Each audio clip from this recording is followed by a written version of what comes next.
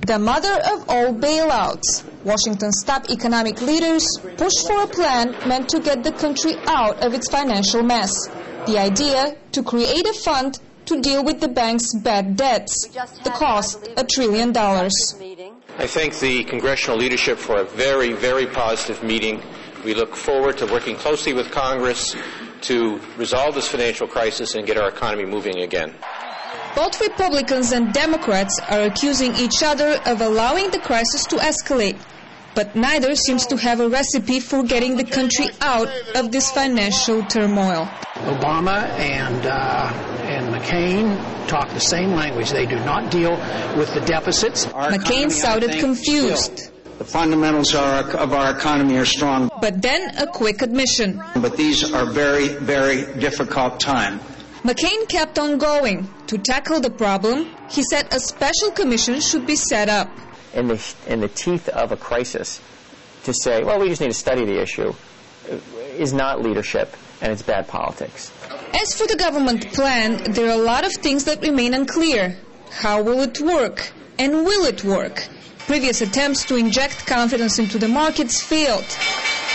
It started with the rescue of investment bank Bear Stearns 6 months ago. Then came mortgage giants Freddie and Fannie, and insurer AIG. Many viewed the bailouts as inevitable, but not former presidential candidate Ron Paul.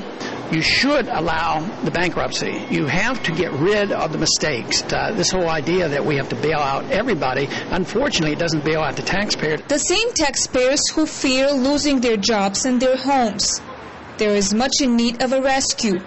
46 million Americans don't have medical coverage. 28 million are on food stamps. The current system is all about privatizing profits and socializing losses.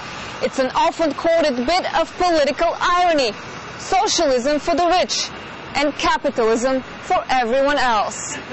The government plan aims to do justice to taxpayers, but there are no guarantees. For the normal, regular guy in the street who has some money in the stock market and their retirement account, for all of us, unfortunately, I think it's a white-knuckle ride. You got to hold on, and you got to say, are we going to make it through? The U.S. crisis has caused panic around the world.